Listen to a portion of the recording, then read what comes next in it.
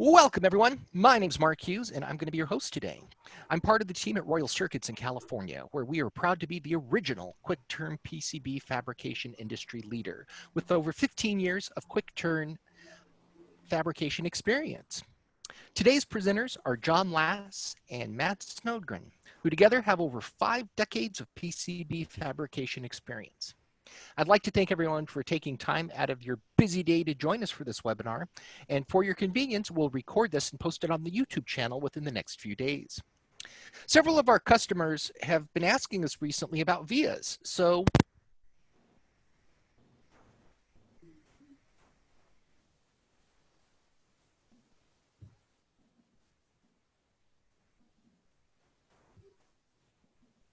I'm not hearing anything anymore. sorry about that. Thanks, Matt. Several of our customers asked us to teach them more about vias. So we prepared this quick webinar to fill that request. Next week's webinar in our Tech Talk Teach Thursday series will be on dielectric materials with Chris Hunrath of Inselectro. We're here to listen to your needs. So if you ever have any requests for future webinars, please let us know. As we go through the webinar, you're going to see a Q&A panel on your screen that you can ask questions in. Please ask them there. It's much easier for me to manage than trying to go back and forth through chat. So if you have any questions there, please let us know. One last thing, I was informed that there is a little bit of Zoom hacking going on lately. And if we do happen to get our webinar hacked or taken over, we'll just simply record it and upload it to the YouTube channel. We'll just end the webinar for that. All of the slides will be provided to you on the same blog page as the webinar. So with that, let me go ahead and bring in our two wonderful presenters, John Lass and Matt Snodgren. I'd like to know a little bit more about you guys. John, you... Mark, somebody put up a chat that they're not hearing anything.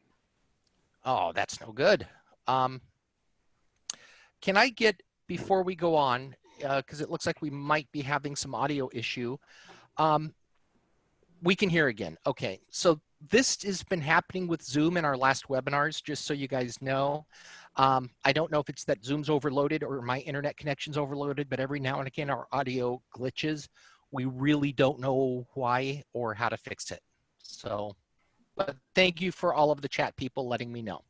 All right, so with that, John, I'd like to know a little bit more about you before we get started. I was told that you've been working in this shop since you were almost a kid. Is that right? I don't know about a kid, but yeah, I founded the company back in 1998. I am vice president of Royal Circuits, and I've been in the industry for about 30 plus years, 23 of them here at Royal Circuits. All right. Now, Matt, you've got quite the varied career background as well. What brought you here, and where were you before? I started in Littleton, Colorado at SAS Circuits, which became Cortec, and then Via Systems and TTM. I was there 25 plus years, and then Unicircuit for about 5 or 6 years, and now I've been at Royal for about 5 years. You know, I think I said 50 years. I think it's more like 60 years combined experience. That's pretty great.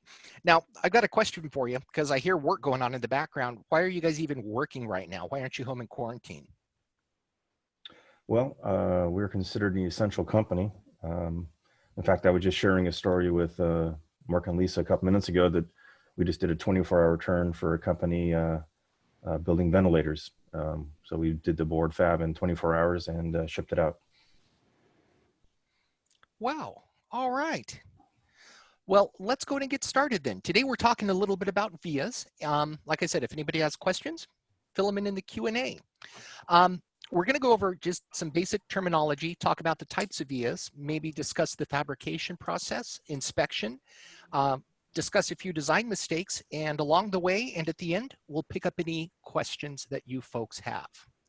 All right, with that, let's go ahead and get started with some basic terminology. John, you're up. All right. So basic terminology. A via, by definition, is it's a plated hole through the board that connects multiple layers together. It could be, you know, a double-sided where it's just layer 1 to 2, or it could be, you know, a 20 layer where you're connecting multiple layers together. It's mainly used just to route traces to another layer and continue to route, as many trace layers as necessary to finish that net connection. All right. And we're kind of just showing a pad here, showing the anti-pad. So when you have a via, sometimes with copper pore around it, you'll have an isolation area that creates a non-connection around it, and then that's considered an anti-pad. Makes sense. Annular ring. So that's basically what's left after drilling. So you drill through the hole and plate it, and then you have a ring around it. On vias, that typically can be fairly small. As a component hole would be a lot larger of an annular ring, but typically on vias, we adjust the size of the via to get as much annular ring as possible. But again, typically on vias, there's not as much annular ring. What's your preferred annular ring for a mechanical via these days? Is that about 5 mils? Prefer to be 5, but nowadays everything is getting a lot tighter, so we're actually down to around 3 to 4. Oh, wow. That's pretty crazy. Hey, I've got a question for you, and it actually shows up on this next slide. Non-functional pads. What are those, and do you guys remove them, or do I need to remove them? No, we remove them. We remove them. Non-functional pads are just pads on layers that there's no routing to. So we go ahead and have a routine in our CAM software that just deletes the non-functional pads. So you don't need to remove them from your CAD system. Okay, and is there a reason that we remove them? It's just, again, when we're doing manufacturing, and especially when you have multiple layers, we just don't need the extra copper pads on those layers. There's absolutely no function to them since there's no plating involved. So that's why. Okay, makes sense. What about teardrops? So teardropping kind of gets back to the annular ring. As we get smaller and smaller annular rings, we'll teardrop into the side with the trace coming into, just to kind of increase that connection. So when you're drilling, you're never going to be exactly in the center of the pad. So it just builds it up a little bit better to the connection. Is there, okay, so if I use a program such as Altium Designer, I know it has teardrop functionality and it's no big deal. But if I use something such as dip trace, it certainly doesn't have teardrops, regardless of how many notes I leave in the dip trace forums begging for teardrops. Is there any way you guys can add those for me if I want those on my design? Yeah, that's a common function that we'll do that. Again, when the annular ring is extremely small, then we automatically go and teardrop it in with our software. That's pretty cool. All right, we do have a couple questions, and some of these I'll leave to the end, but I think since we're here, we'll do them now. Is there any reason we should not add teardrops? Is there any reason that you wouldn't use them? Not that I can think of, Matt. What do you think? Nope, not if it's not reducing spacing, and I can't imagine how it could. So, yeah, unless you've got some real tight trace and space rules, add them. Are there any standards for the physical via size? So for mechanical vias, are there any standards that you guys would like people to know, or preferred minimums? 5.9 would be the minimum mechanical via these days. 4 can be done, but 5.9 is a better standard on the bottom end. And then these days, most shops are then stocking the millimeter sizes going up. Okay, and then the question is, what are the parameters for signal, voltage, and currents? And I'll take that one if you guys don't mind. So as far as voltage and current, so voltage and current used to be specified in IPC 2221 for the trace and space, but that got supplanted by 2152. Now, Dr. Douglas Brooks and Johannes Adams, who I think I've mentioned on our podcast before, did a study of the IPC 2152, and they also did a study of vias. And they found that when you're dealing with high current traces, the temperature of the via tracks the temperature of the current of the traces above and below it. So the size of the via, according to their research, isn't as important as the trace width above and the copper weight above and below the via. If you want to learn more about that, you can visit ultracad.com, and Dr. Brooks has his articles there for free. So, I mean, interesting to read. All right, there's about 10 more questions. I'm not going to stop the webinar, but we will pick those up on our way towards the end, okay? So I haven't forgotten about you guys, but I want to make sure that we're respectful of people's time. All right, John, let's just finish up these definitions and then we'll keep going, yeah? Okay, sounds good. The via wall, basically that's just where your copper plating. So after you drill and go through a direct metallization process, you're plating copper into the hole, and that actually makes the connection through all the layers. So that's your copper barrel. Okay. And what about aspect ratio? I keep hearing about aspect ratio. Yeah, well, again, now that things are getting very, very small as far as hole size, like Matt mentioned, the aspect ratio becomes, definitely a critical factor. We have pulse plating here at Royal Circuits. Our aspect ratio is up to 14:1. Used to be 10:1 with DC tanks, but it's 14:1. So now you can have a thicker board with a smaller hole. Holy cow. Does that do anything to my yield? Or No. that's reliable? No, it's reliable. That's the technology of pulse plating. I had no idea we were there. I mean, I knew we could push it there, but I didn't know we were there steady. That's pretty cool. All right. All right. So I know definitions, fun guys, right? I know everybody out there in listener land enjoyed it, but let's move on. We've been using some terms, like mechanical via. Maybe we should probably take a second and tell people some of the different types of vias. So do you want to jump on that one, Matt? Sure. Hey, that was excitement in the voice, Matt. I heard it. All right. So on this slide on the left, you see a microvia. Microvias are typically laser drilled, but not always. They can be mechanically drilled. IPC says that a microvia is 9.8 mils diameter and no greater than 9.8 mils deep. That's the true definition of a microvia. You can have larger laser vias, but you would call them a laser via or a blind via. Microvias often are used in a via and pad technology in a BGA. Then you've got the blind via next to that. Blind vias are vias that touch multiple layers, but they don't go all the way through, and they do terminate at one of the external layers. Buried via is not shown on here. Oh yeah. I put up the next slide, sorry. Okay, buried via on the left. Now you're trying to trick me. I'm sorry, man. It's just such a better picture. Hey, So, where did you get that picture anyway, man? That looks really good. I think you created it.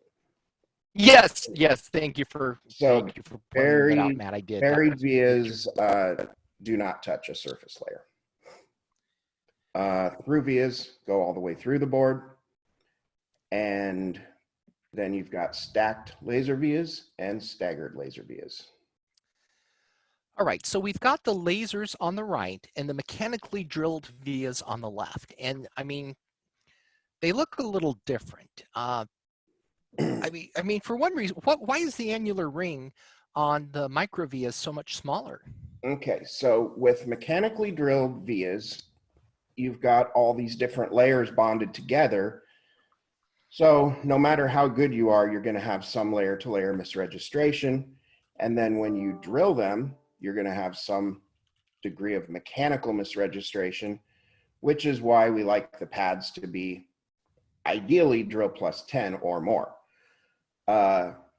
giving you 5 mils annular ring. As John said, some designs are getting tighter, so we're seeing less than that.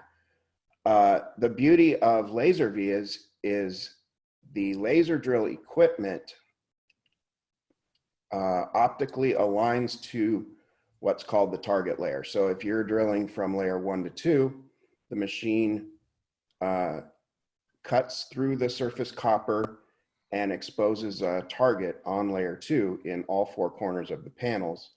And then the machine optically aligns, automatically scales and aligns the drill program very accurately to layer 2. So we can allow for drill +4 on laser vias. So those pads can be much smaller. And then on the left, those are the ones where you actually have a twist drill that's pushing down through the material, right? Right. Yeah. And yeah, and we just can't align them that well. Is that the reason why we have to have the bigger annular rings? Yeah, I mean, again, you've got layer to layer misregistration, and then you've got, in some cases, 6 panels on a 6-station drill machine. You know, station to station is going to have a mill or two misregistration. There's just a lot of opportunity for the holes not to be right in the middle. But the laser vias, with the technology of the laser equipment and the fact that each laser via is only having to touch 2 layers. So all right, you're able to align them very accurately to the target layer. And then that's followed up with LDI, laser direct imaging, or LED direct imaging, which is where we apply the next circuit pattern. And that is then optically aligned to some laser targets that were put in during the laser drill operation. So now the next subsequent image is extremely accurately aligned to those laser drilled holes. Huh. All right. So microvia has specific size by IPC standards, and it's usually made with a laser. And then the mechanical vias are the ones that everybody thinks of, the buried blind through type things. Yeah? Mm-hmm. Okay. All right. So that was Brian's question. Hopefully that helps. We've got a ton of questions, guys. I'm going to kill you with these. So let's move on, and then we will come back to these. But before we do, I want to ask, like, when would you use staggered versus stacked?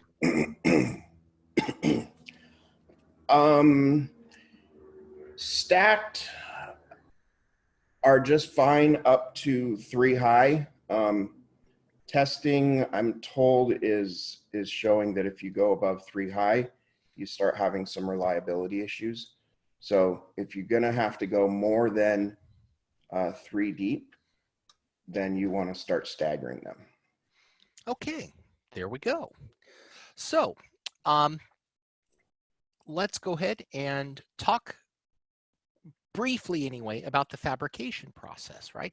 How do these vias that we just saw, how do these things get made? So John, you want to jump back in here? You've been kind of quiet. Yep, I'm ready to go. All right, buddy, let's hit it. So all the inner layers, after they're imaged and etched with our direct imaging equipment, as Matt mentioned, they're all laminated together in a lamination press, as shown here on the slide.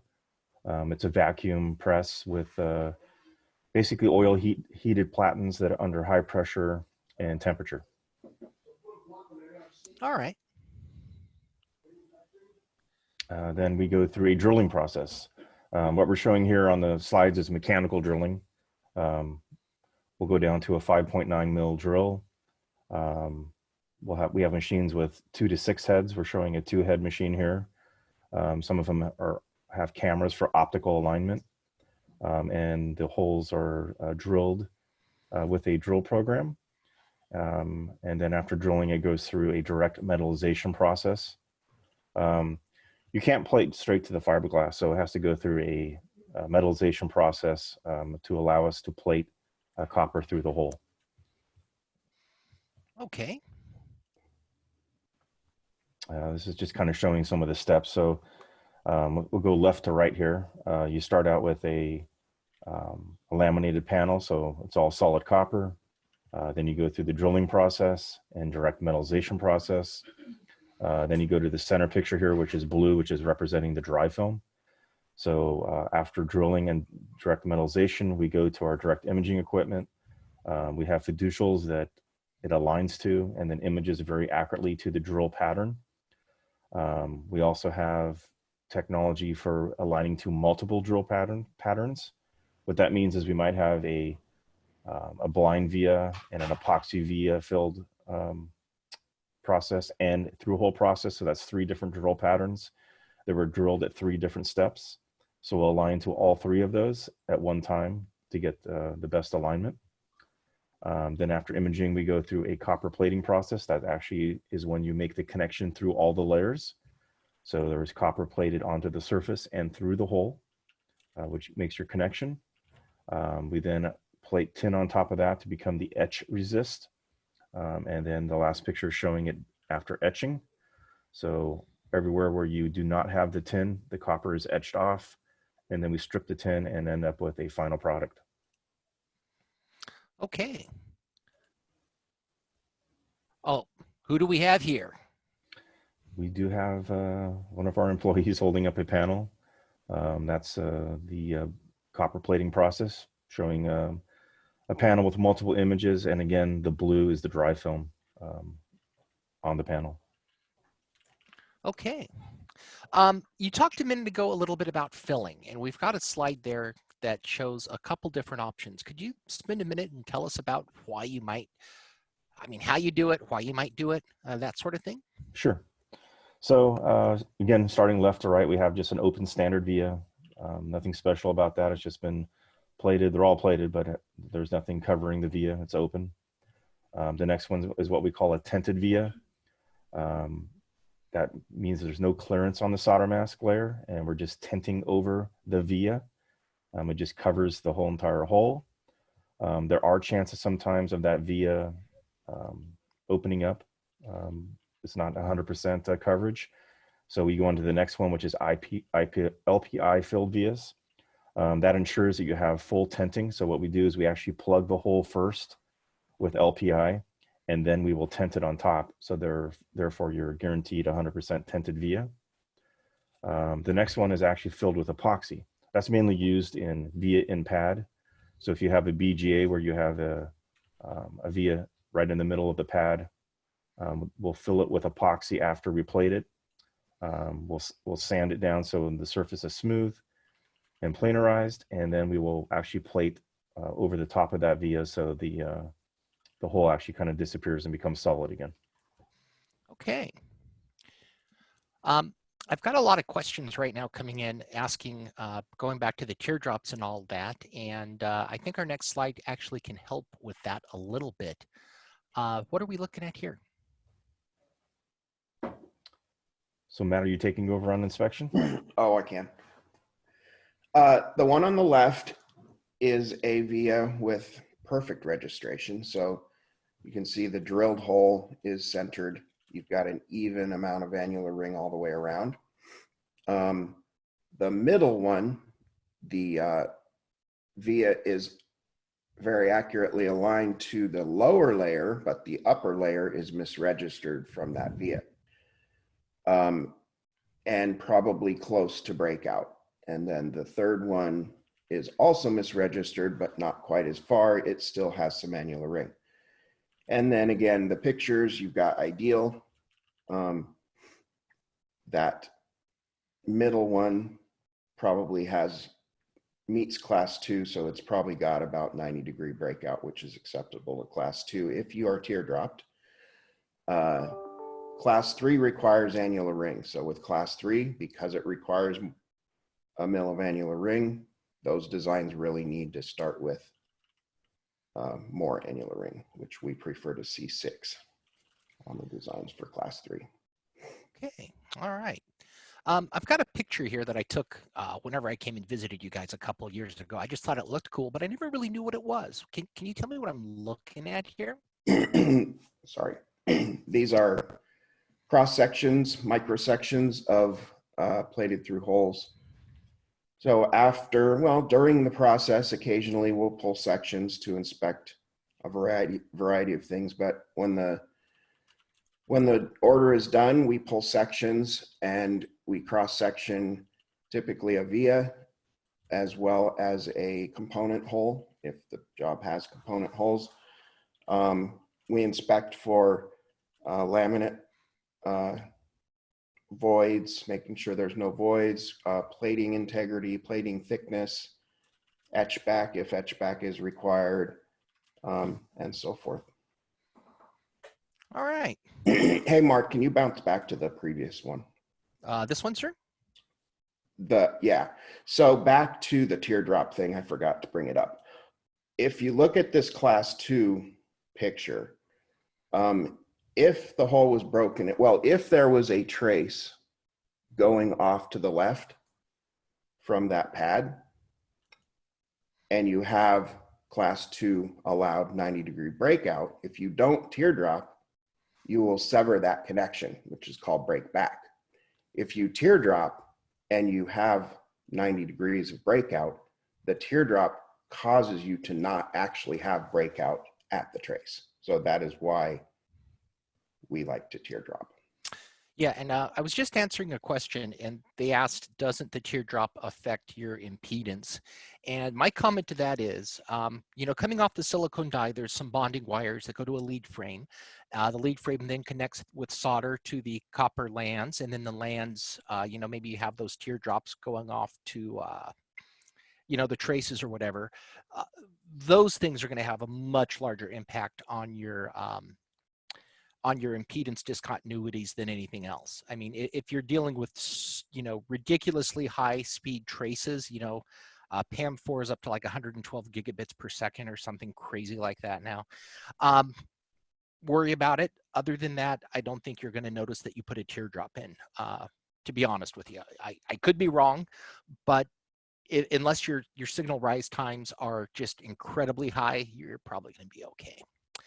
All right. Did we want to do this one or skip it? I don't care. John?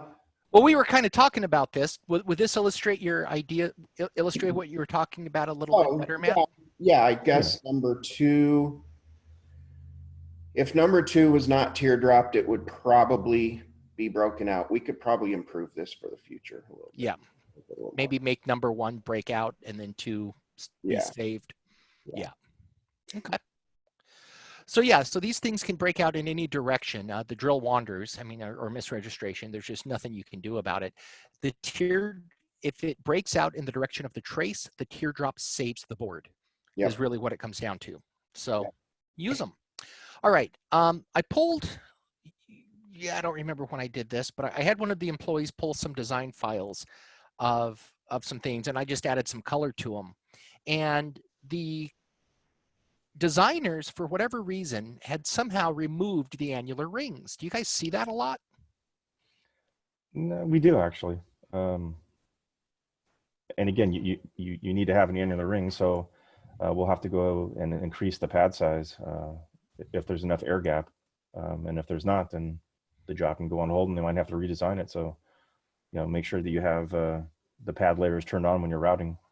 Yeah, the design needs to have the pads to force enough edge of hole to edge of feature space. Okay. Yeah. And again, that goes back to the non-functional pad question earlier on, and that is that if you don't need to remove them, leave them in your design. That allows you to make sure you have pads on all layers and you're routing with the correct spacing, and then we can remove them for manufacturing purposes. Okay. How often do you see stack-ups that just can't be made, like this one? Yeah, that's one we see quite often, overlap vias. If we get designs like that, we have to convert them to stack vias, which becomes much, much more expensive to build. So that's definitely something to take into consideration when you're setting up your via structures. Okay. Then from an assembly standpoint too, I just added, I don't know if I told you guys I added this one, but I added this one. One of the issues that you have if you leave an open via too close to a solder pad is that the solder will actually wick down into there. When you heat up the solder paste, the flux moves first, and then the solder follows the flux, and you'll be left with insufficient amounts of solder to hold your parts down. So over here on the left, we're looking at a BGA that is upside down, right? This thing's flipped. And they did vias and pads, and they didn't do anything to cap them. And you can see that the solder balls have actually liquefied and moved into the vias. All right, there's not going to be enough solder then to attach the BGA to the lands, and bad things happen, right? So you don't want open vias in pads, you'll get solder thieving, and your assembly house is going to just tell you it can't be done, and you have to redesign the whole project, right? You're at the finish line, and they're telling you you can't cross.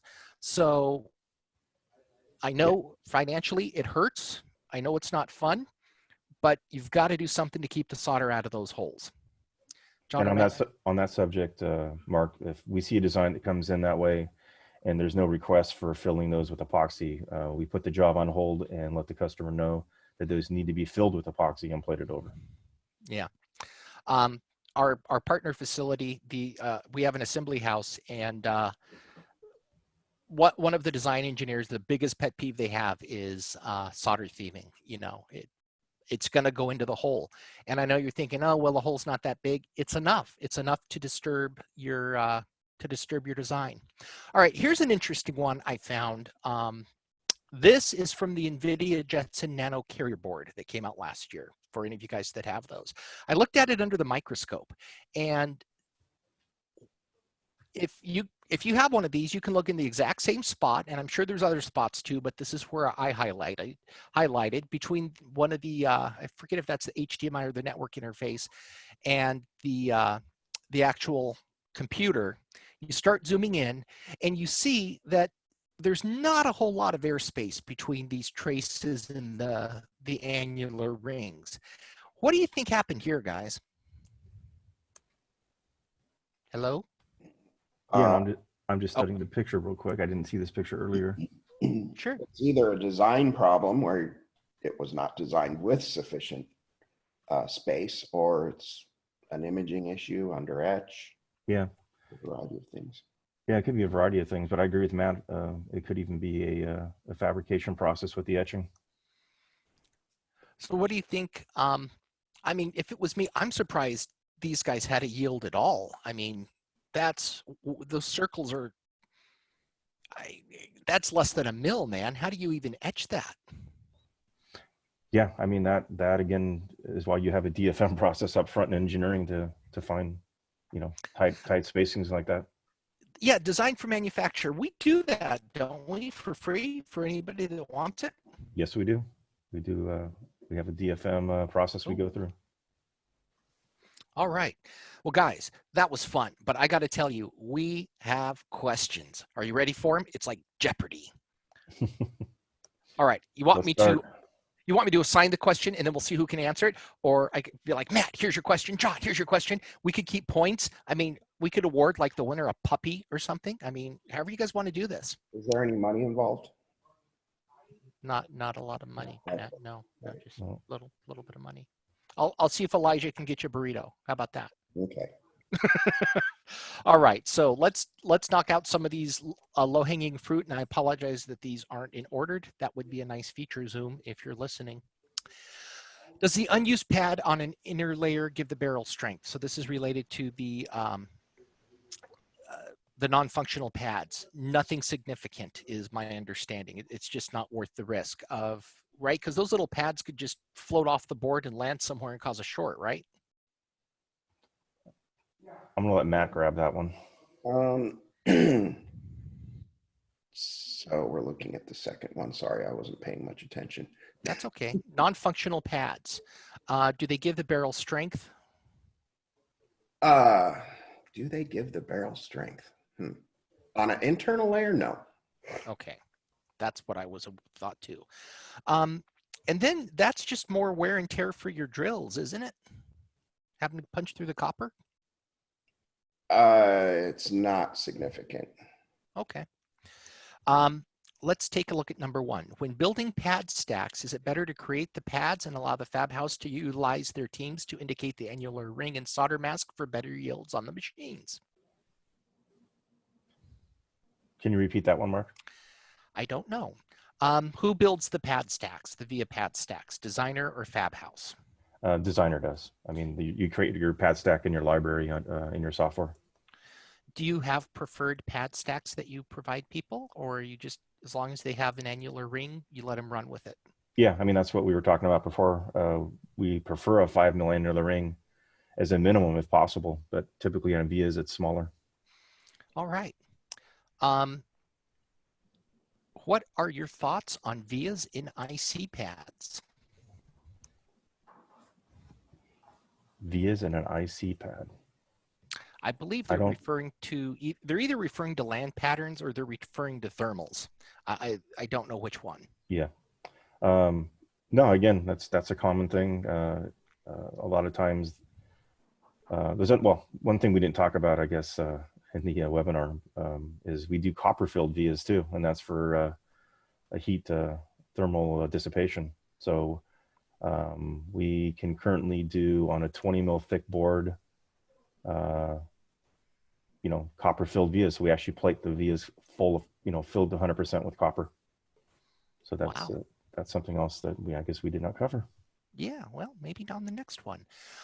So vias and IC pads. Yeah, you can do vias and pads, but you need to close that via hole.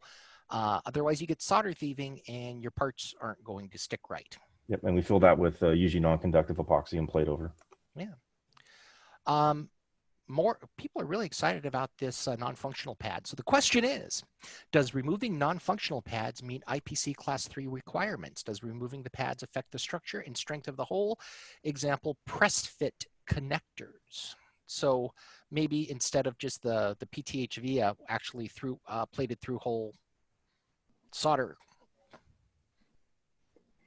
I don't believe the spec dictates whether you can or can't remove them.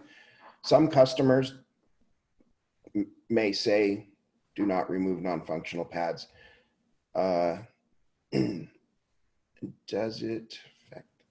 Some people also believe that I answered a question earlier, maybe too quickly, about, I guess, the strength of the plating on the whole wall or something like that. Some people do believe that having the non-functional pads in there do make the whole plating stronger onto the wall. I don't know if there's any testing that really supports that. My understanding 2 years ago, for All About Circuits, we did a little bit of research and we called around to a bunch of fab houses, and I couldn't find one that didn't remove non-functional pads. Unless the customer specified it, everybody just got rid of them. So there's got to be something out there research-wise. So what is the nominal and maximum via wall thickness? Nominal is typically around 1.2 mils if the customer isn't specifying anything. You're allowed to go down to about 0.8. So we usually shoot for a mil, little over a mil. So a little over a mil. So that's on a 1 ounce plating then? Something like that? Yeah, a little under an ounce. Okay. All right. What is the max current for the minimum size vias? For VIN, I'm going to refer you to the website ultracad.com. And if you look for reprints and articles by Dr. Douglas Brooks, he's got some of his free papers there, and he's also got some books on that. That's more a question for, okay, so IPC 2221 got supplanted by IPC 2152. Both of them are still far too conservative, more conservative than you absolutely need to be. So if you head to the website, you'll be able to read a little bit more about it. Remember too, and I can't confirm this, this is Dr. Brooks and Dr. Adams that I'm kind of hopefully not misquoting, but they said that the via size isn't as important as everybody thinks. What matters is the trace width and the copper thickness directly above and directly below the via. The heat is going to transfer out of the via and go to those traces. So I don't want to give you a number for that. I'd much prefer that you go to a qualified source for that. Because I mean, I'm just some guy on the internet. If your board bursts into flames, you're going to say, hey, Mark, and then I'm going to just, I don't know, have to move to Mexico. That would be sad. All right. There's always a trade-off between many small vias versus one large one for 1, current carrying capacity, and 2, reducing impedance.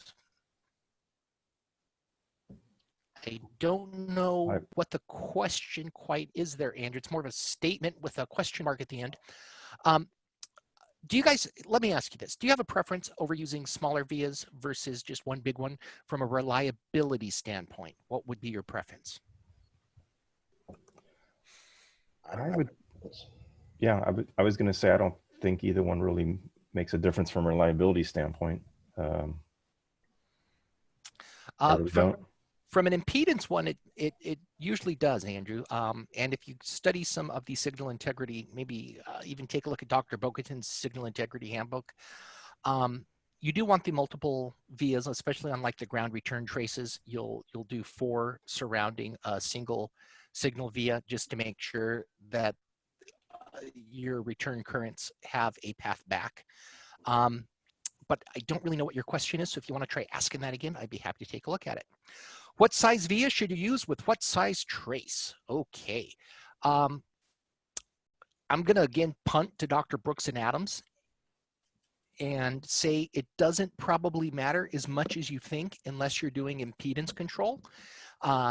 As far as a current carrying capacity standpoint, you've probably got more flexibility than you realize if their research is right. I'm just going to qualify that. And aspect ratios of all vias.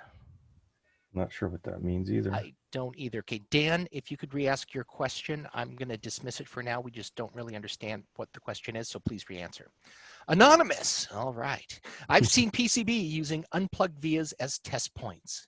Considering its surface finish is OSP, is there any stencil aperture recommended to apply solder paste to increase probe pin contact? I don't have an answer for that. Yeah, I was going to say, I might be. Okay, so let's see if we can break this down because I think we've got competing things here. PCBs using unplugged vias as test points. Yes, that's common. I've seen that too. Considering the surface finish is OSP. Is there any stencil aperture recommended? That seems like an assembly question though. Yeah, anonymous attendee, we're having a little trouble deciphering this. You know, what the surface finish is doesn't really affect the test points, in my opinion, at all. OSP protects the pads. Are you asking, oh, do you apply OSP? Maybe they're asking, do you apply OSP to the via holes? Is that what they're asking? Well, if they're exposed with solder mask, you would get OSP, yes. Okay, so yeah, you would just treat them like they were a plated through hole part of some sort. All exposed copper will get covered with OSP. Okay, so there we go. Why you need microvia when you just need via in pad? Okay, so microvias are smaller than vias in pads. We've had some customers recently that want to use 0.4 millimeter pitch BGAs. Just 2 in the last day we've been fielding questions for. You can't fit a mechanical drill in that area. You know, it's a 5.9 drill, a 5 mil annular ring, so you end up with 15.9 mils. Well, you convert that, and that comes out to, you know, 0.403 millimeters. You cannot put these pads, mechanical, so you have to use the much smaller microvias, which tend to be laser drilled, which means now you have a 2 mil annular ring. So you can fit it in now. When you're dealing with really, really small stuff, Hermanshu, that's when you need it. All right, we're knocking these things out. Thanks for everybody for hanging in. Are staggered vias to be avoided in general and just caused by space constraints? Staggered, I believe, are the higher reliability and the preferred method. Is that correct, gentlemen? Yeah, certainly if you're going to go over 3. So it's not that staggered are to be avoided. It's just that it's simpler to do the stacked from a design standpoint than the staggered. Go ahead. Another reason to use staggered is if you have a buried via and you're going to stack on top of that. You know, that's not, you'd have to fill that with epoxy and then stack on top, and that's not recommended. So what's recommended is you stagger off of that buried and then you stack on top of that. All right, Christopher's got a great question. I'm sure a lot of people out there in listener land want to know. What's the typical cost difference between via types? I've heard to avoid buried vias in the past for cost-saving purposes. So Chris, anytime that John and Matt have to go and laminate your board, it's going to cost you money. And buried vias, I mean, they're not inserted. What it is, it's a little core. They drill through, they plate it, and then to bury it, they laminate two pieces on either side of it, right? Every time you do another lamination, it's going to cost money. Can you guys give us an idea of how much, like not numbers, but maybe percentages, ballparks? I can't. uh, it's definitely an increase. I'd say about 20% per cycle. And it's not just lamination. I mean, every single time you do that, we have to drill it, we have to plate it, and then we have to laminate it. And then you keep on repeating that process. So if you have stacked vias, 3 deep, then, that becomes a 4 lamination cycle process once you go to the through holes. I'll give you an example. I heard about from one of your colleagues, Elijah, that he worked with a customer a little while ago and they had a single blind via in their board, right? One blind via costs the same as having, 1,000 blind vias. It's the processes that get you. Anyways, you guys were doing a several hundred or maybe even 1,000 board run for this customer. And with Elijah working with them and changing the design around a little, they were able to convert that blind into a through hole via, and they saved like 50% of the project cost just by doing that. Yeah, there'd be no reason I could ever imagine you'd want to have one blind via. Yeah, so, I mean, go Elijah. I don't know the answer to this one at all. Maybe you gentlemen will. Do you graphite process to perform direct metallization in through holes for electrolytic copper plating?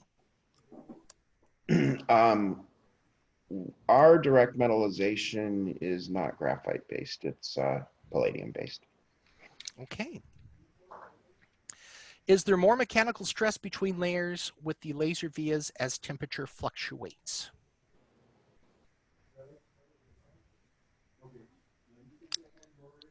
Why would there be? Matt, any ideas on that? I don't think so. Yeah, I can't think that there would be either, John. Okay, so where does this mechanical stress come from? Well, it comes from the fact that copper's got a low coefficient of thermal expansion in relation to the dielectric layers. Copper is just able to absorb and redistribute the heat. The dielectric layers aren't, so they tend to swell more and, engorge themselves, get larger during temperature fluctuation. You can get different dielectrics that have a lower coefficient of thermal expansion if you are worried about reliability. Costs a little bit more, but it should work. But as far as mechanical stress, the mechanical stress should be, roughly the same. I could be wrong. I think we could be, but I just don't know. There's probably some stress, but I haven't heard of it being an issue. I can't imagine it would be more than a standard. I don't know. Anyways, or at least significantly more, we should say. Alex says, do staggered microvias need to be drilled before the layers are sandwiched together? Yes, they are. So I think maybe we should talk about foil versus core. How we make the board. So adding the foil layers versus just laminating cores. Did we mention that? I think that would have to be a different webinar. Yeah, that's okay. All right. Jason, are there limitations on blind and buried vias for depth, meaning blind running from layer 1 to 5 out of 6 layers? Yes, there are limitations. Think of it this way. Go get yourself a couple sheets of cardboard, a hole punch, and a stapler. If you can make the holes that you want with, your cardboard representing a core, the hole punch representing the via, and the stapler representing the lamination cycle, then we can build your board. But if you're trying to hole punch from, let's call it layer 2 to layer 3, and you realize there's nothing there, well, then we're going to have the same problem.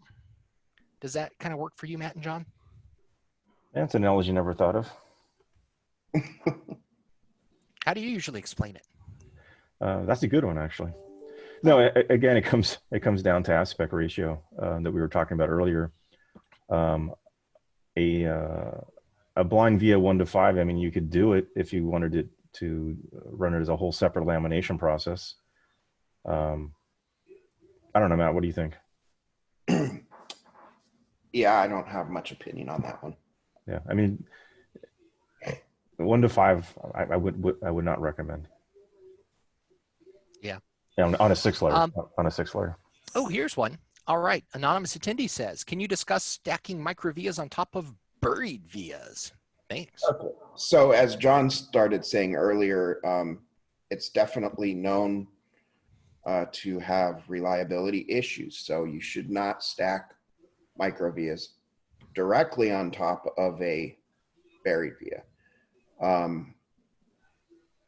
That's where we would want you to stagger. Now, the nice thing is a buried via should have 5 mils of annular ring. So you then have room to put your microvia out on that annular ring. So it's not like you have to use up a whole bunch of space. You can fit it right out there on the annular ring. All right. Question is, will you guys talk about via fencing in RF signal design applications? So do you have any tips and tricks for a via fence that follows a microstrip or maybe around the edge, the board perimeter? However it's designed, we build it. Yeah. Yeah. I would just keep in mind not, have plenty of spacing between the vias. Want them too close to each other. Anonymous attendee, since we have no way of contacting you, if you'd like to reach out to me at mhughes, M-H-U-G-H-E-S at aapcb.com, I can maybe find you some more resources, but I've got no way to contact you since you're not registered. Sorry about that. Randy, if we assume 1 mil in the barrel of a mechanical via, a 4 mil via finished is possible.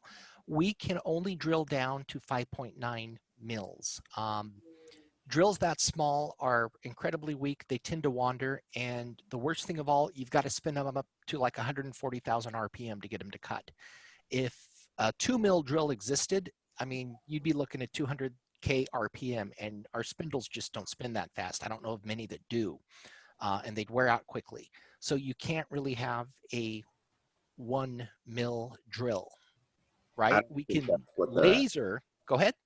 I don't think that's what they're asking. Oh, did I misunderstand?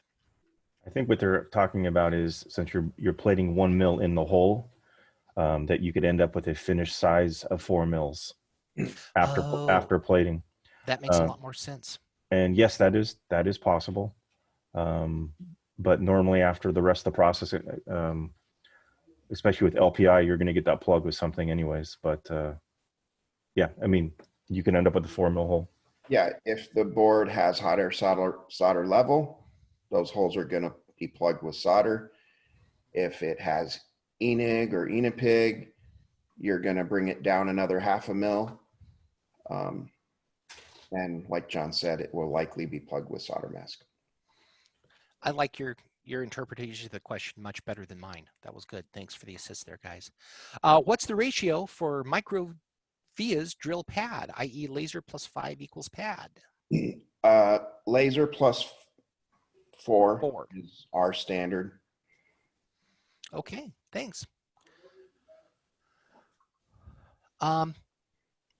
We've got a comment from Mitch. Mitch, I know that name.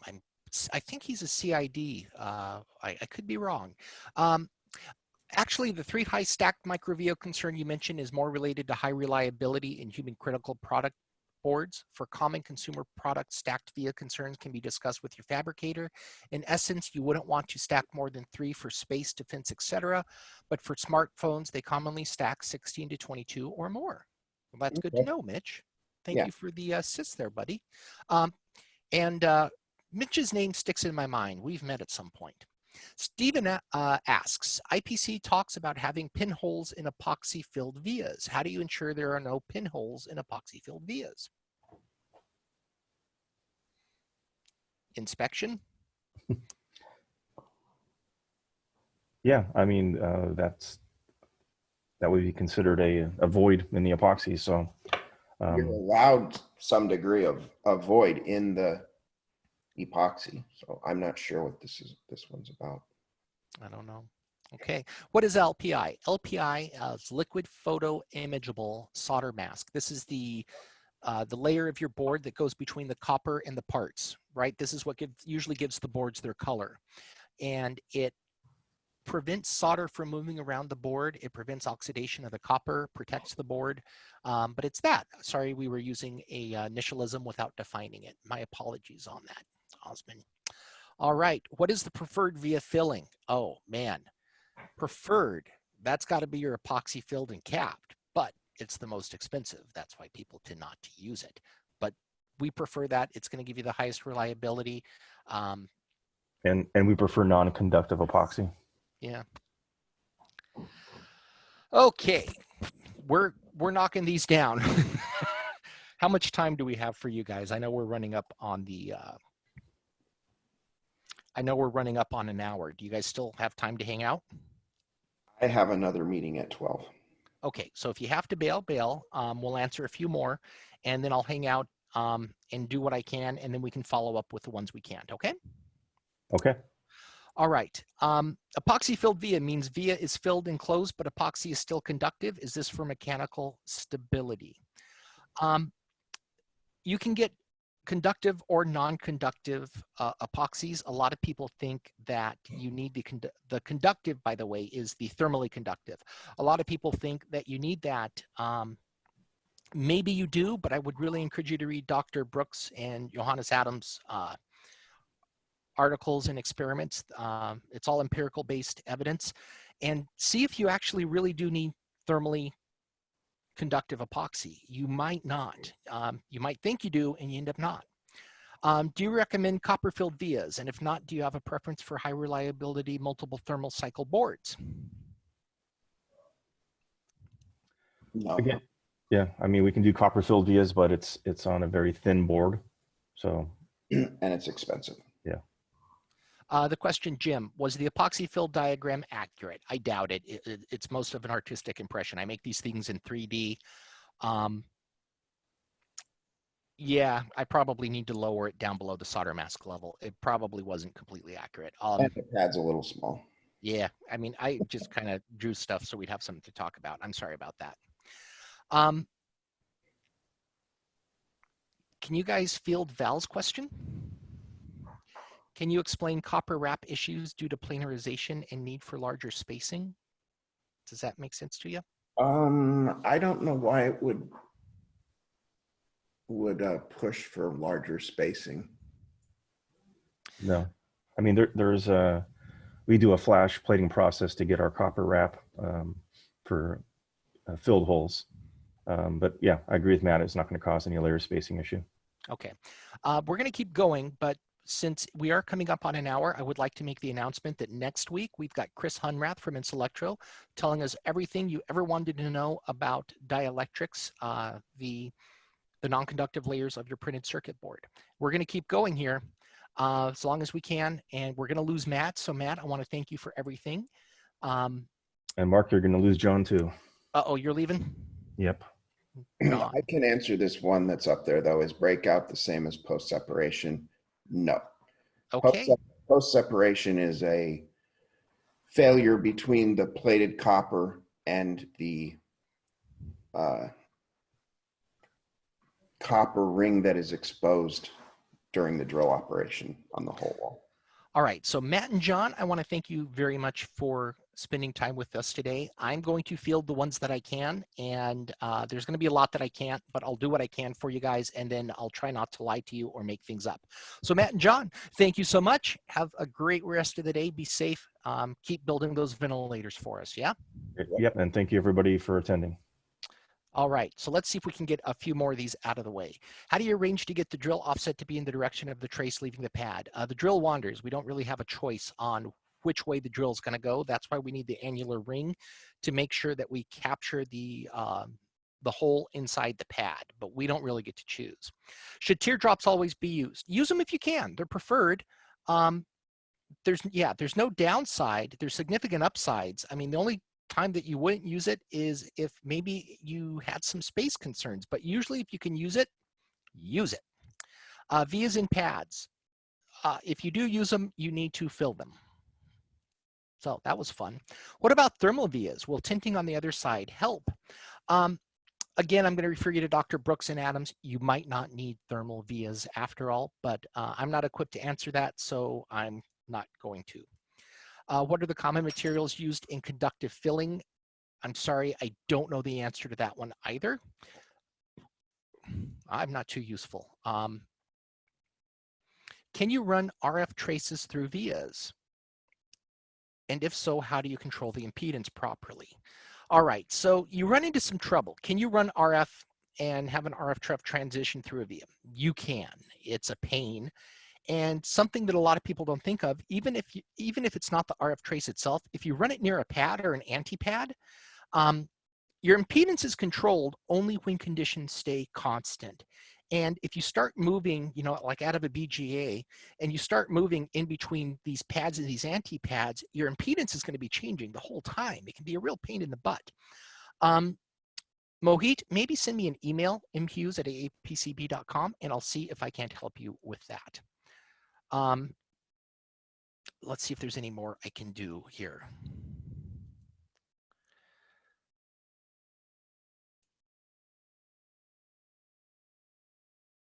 What causes crack in vias?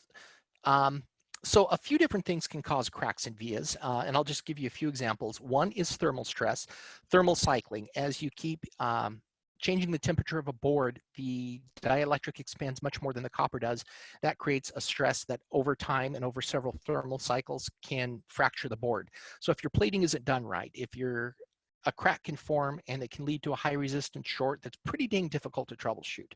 One of the ways around that is multiple vias, lower aspect ratios, you know, don't do the 1:14s, you know, 1:10, 1:8 would be better, that sort of thing. Okay.